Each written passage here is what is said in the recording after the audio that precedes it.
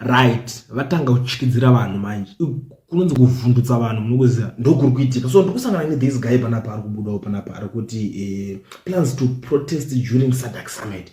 Those that are saying they will be in the streets, we will meet them in the streets.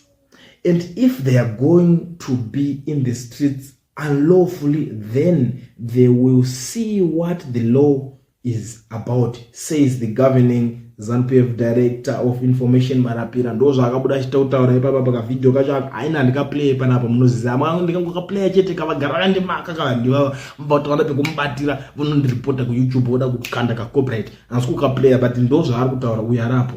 Link racho mberemba ndatoisa futi munozomunzwa achizvitaura mega ino link racho ndaisa mu description box. So nyaya iri kuitika panapa ndekuti so these people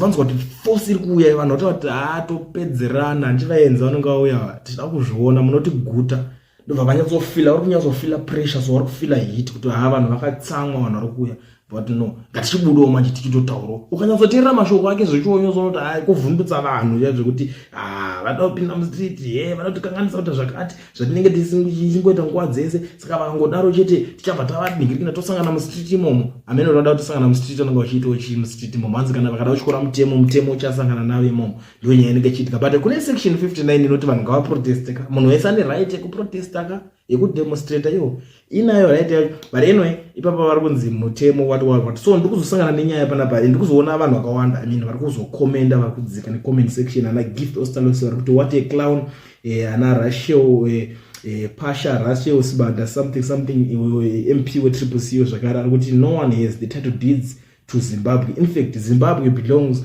to all of us. Ndozvokutaurawo nomumwe mumwe wari kuzobuda ari kuti you think you can threaten people iwe shamari.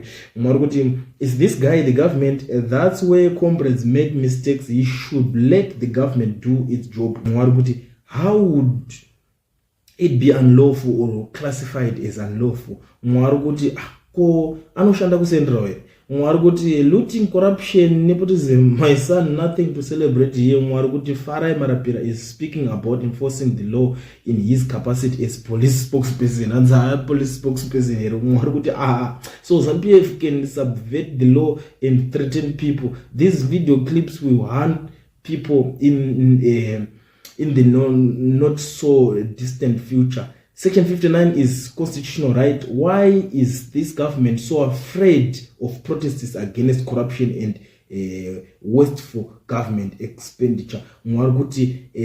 This here is beyond toxicity. Deal with that. Bullshit. No one is above the constitution. It's clear that everyone has the right to demonstrate peacefully. Yamukuda kuita regera yenyu nekuti ticharovana nemapurisa iwayo kusvika zvanaka. Mumwe ari kuti how does one party threaten another party and get away with it? He's speaking as the Zanupf spokesperson and not the police or government. ZANU as party cannot seek the government, CCC or any other party that is for the government which they formed after. Mumwe ari kuti ndauteletiwo. Mumwe ari kutiwo tinopedzerana this time toda kuzviona handiti vaenzera vanenge vauya. Ndo nyaya iri kutaurika nevanhu vari kuzopindurawo zvavanga vanzwa zvataurwa nemuchinda ari kuda kuchikidzira vanhu ari kuvhundutsa vanhu. Amen. Iwe unotiwo kudini nyaya yacho?